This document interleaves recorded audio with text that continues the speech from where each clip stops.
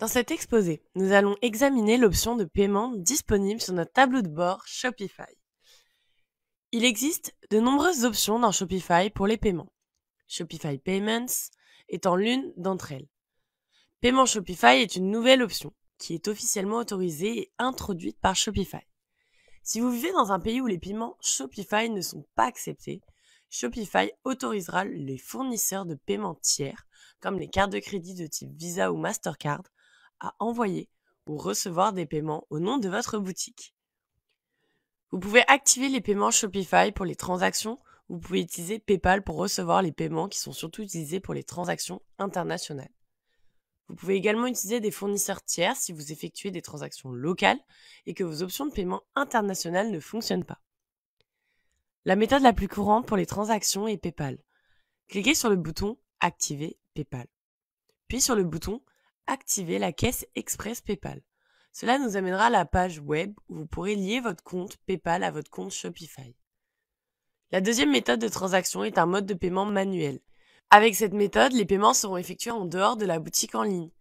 Vous pouvez alors créer un mode de paiement personnalisé ou ajouter les modes de paiement manuels suivants, soit un dépôt bancaire, un mandat postal ou une option de paiement à la livraison.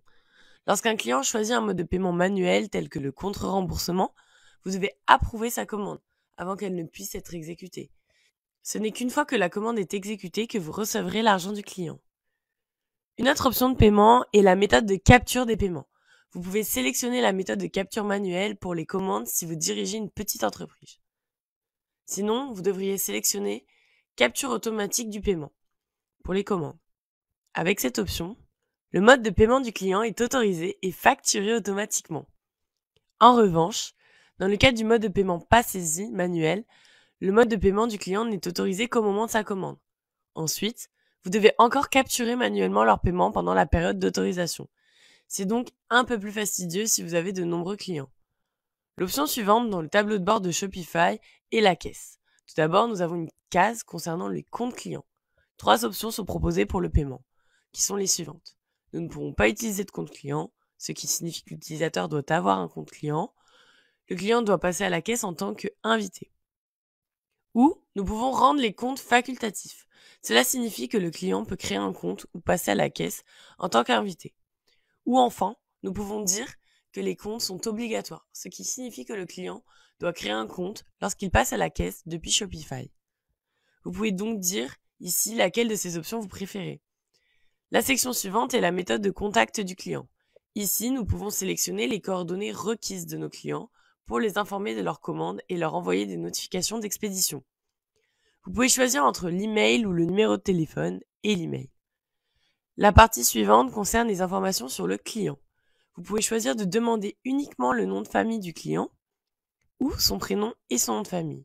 Ensuite, il y a le nom de la société, pour lequel vous pouvez décider d'exiger, de rendre facultatif ou de ne pas inclure le nom de la société. Choisissons facultatif pour l'instant. Sélectionnez l'option obligatoire pour l'adresse de livraison, le numéro de téléphone et la ligne d'adresse de appartement, unité, etc. Ainsi, si notre commande n'est pas livrée au client en premier lieu pour une raison quelconque, la deuxième adresse sera prioritaire.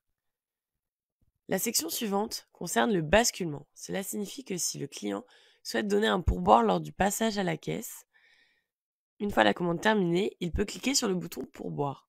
Puisque nous voulons autoriser cela, cochons la case masquer les pré-réglages jusqu'à ce que le client choisisse d'ajouter un pourboire. La section suivante concerne le traitement des commandes. Veuillez autoriser les deux options. Laissez également la section après le paiement de la commande à son paramètre par défaut.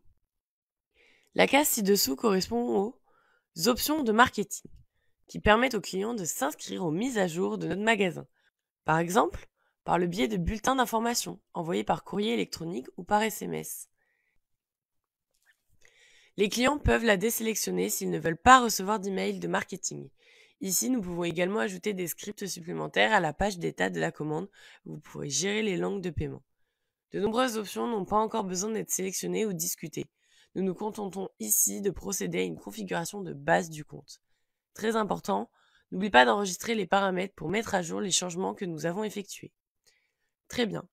Dans le prochain cours, nous passerons en revue d'autres paramètres pour personnaliser notre boutique en fonction de nos besoins.